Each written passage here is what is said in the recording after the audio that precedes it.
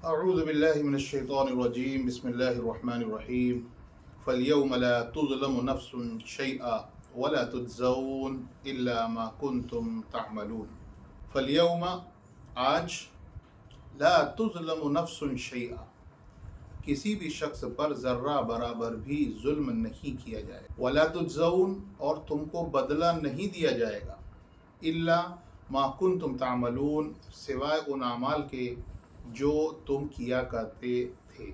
اس آیت میں اللہ تبارک تعالی حشر کے میدان میں کیا منظر ہوگا اس کی منظر کشی کر رہے ہیں۔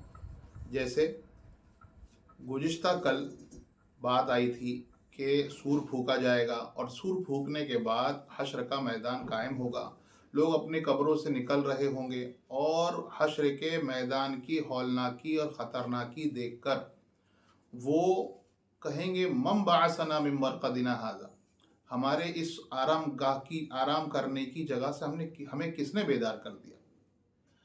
تو یہ حشر کے میدان کی شروعات ہوگی۔ اب وہاں پر اللہ تبارک تعالیٰ بیان کر رہے ہیں کہ حشر کے میدان کا ایک قاعدہ ہوگا۔ قاعدہ کیا ہوگا؟ فَالْيَوْمَ آج لا تظلم نفس شیئا، کسی بھی نفس پر، کسی بھی انسان پر، کسی بھی چیز پر ذرہ برابر بھی ظلم نہیں کیا جائے گا۔ جتنا اس کو پریشان کیا گیا ہوگا، جتنا اس کو ستایا گیا ہوگا، اس کو اس کے ساتھ عدل انصاف کا معاملہ کیا جائے گا اور اس کو پورا بدلہ دیا جائے گا۔ اور اسی طرح جس شخص نے جو گناہ کیا ہوگا اس کو اتنا ہی گناہ اس کو دیا جائے گا۔ یہ نہیں کہ دوسرے کے گناہ اس کے سر پہ لاد دیے جائیں گے، اس کے اوپر لاد دیے جائیں گے، بلکہ جتنا اس نے کیا اس کی سزا ملنے والی ہے۔ اسی کو اللہ تعالیٰ حشر کے میدان کا ایک اصول اور قاعدہ بیان کر رہے ہیں کہ حشر کے میدان میں فَالْيَوْمَ آج لا تظلم نفس شیئا، کہ کسی شخص پر ذرہ برابر بھی ظلم نہیں کیا جائے گا۔ اور آگے فرمایا کہ وَلَا تُجْزَوْنَ، اور تم کو تو صرف انہی چیزوں کا بدلہ دیا جائے گا جو تم کیا کرتے تھے۔ اب ظاہر بات ہے جب حساب کتاب اور حشر کا میدان شروع ہوگا تو دو ہی چیزیں ہوں گی۔ حساب کتاب میں جو کامیاب ہو جائیں گے ان کے لیے جنت کا فیصلہ ہوگا، حساب کتاب میں جو ناکام رہیں گے ان کے لیے جہنم کا فیصلہ ہوگا۔ اب وہ کس شکل میں ہوں گے اس کے لیے بہت ساری آیتیں ہیں۔ یہاں پر چونکہ قبر سے نکلے ہیں اور ابتدائی مرحلہ ہے تو اللہ تبارک تعالیٰ وہ لوگ جن کی قسمت میں سعادت لکھی جا چکی ہوگی وہ ایمان کے ساتھ دنیا سے رخصت ہوں گے اور انہوں نے اپنی زندگی میں ایسے کام کیے ہوں گے جس سے اللہ راضی ہوتا ہوگا، تو اللہ تبارک تعالیٰ ان کا نکلنے کے ساتھ ہی اکرام شروع کر دیں گے۔ اور ان کے بارے میں فرمایا ان اصحاب الجنہ اليوم فی شغل فاکہون، کہ جنت والے اس دن فی شغل مشغول ہوں گے، فاکہون مزے کرتے ہوئے، یعنی قبر سے نکلتے ہی ہولناکی ان پر سوار نہیں ہوگی۔ دوسری جگہ اللہ ارشاد فرماتے ہیں الا ان اولیاء اللہ لا خوف علیہم ولا هم يحزنون، نہ ان کو ڈر ہوگا نہ وہ غم کریں گے کہ ہم پیچھے کون سی زندگی گزار کے آئے۔ تو جنتی قبر سے نکلتے ہی فرشتے اکراماً اس کے پاس آ جائیں گے اور ان کے پاس جو عرش کا سایہ ہوگا وہاں پر لے کے جائیں گے اور اکرام ان کا شروع ہو جائے گا۔ اور حساب کتاب سے پہلے کا ہی مسئلہ ہے، ان اصحاب الجنہ، جو جنتی ہوں گے، الیوم، وہ آج کے دن، فی شغل، آج کے دن اللہ تبارک تعالیٰ حشر کے میدان کی بات کر رہا ہے کہ اس دن فی شغل فاکہون، مزے لینے میں مشغول ہوں گے۔ اور کیفیت ہم و ازواجہم، وہ لوگ جو جنتی ہیں، ہم و ازواجہم فی ظلال علی الارائک متکئون۔ اب اللہ تبارک تعالیٰ یہاں پر منظر کھینچ رہا ہے کہ حشر کے میدان میں جب ان کا اکرام کیا جائے گا تو اللہ تبارک تعالیٰ ان کو اور ان کی بیویوں کو ایک ساتھ بٹھائے گا اور وہ سب فی ظلال، ہم و ازواجہم فی ظلال، وہ اور ان کی بیویاں سائے میں ہوں گے۔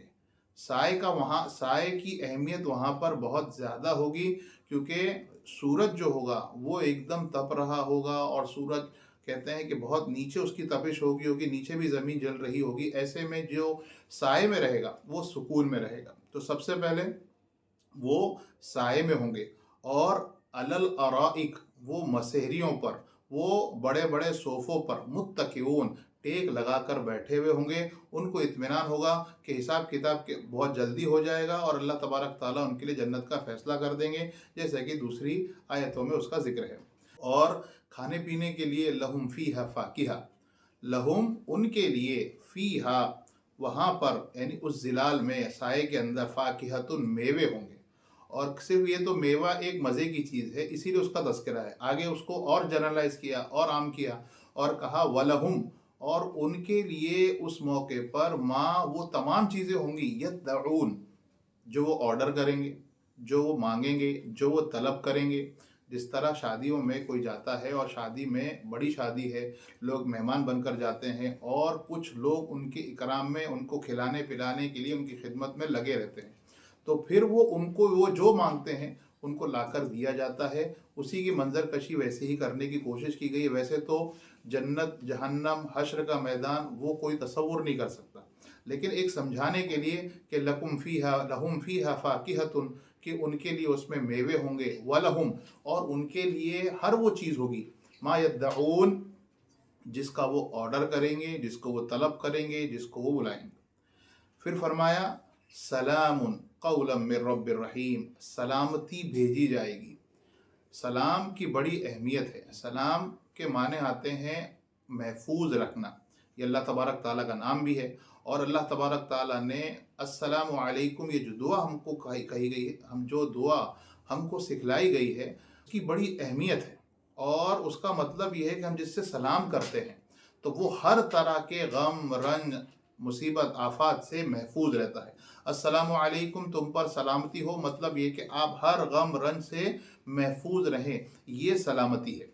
और जन्नत में अल्लाह तबारक ताला अपने जन्नतियों को हर तरह की तकलीफ़ों से, गम से, रंज से आज़ाद कर देगा, महफूज होगा। दुनिया में कोई भी कैसा भी आदमी हो, उसको ज़रा बराबर कुछ न कुछ तो टेंशन लगी ही रहती है। दुनिया आजमाइश की जगह है। अल्लाह तबारक ताला किसी को ज़्यादा तकलीफ़, किसी को कम तकलीफ़, बीमारी है।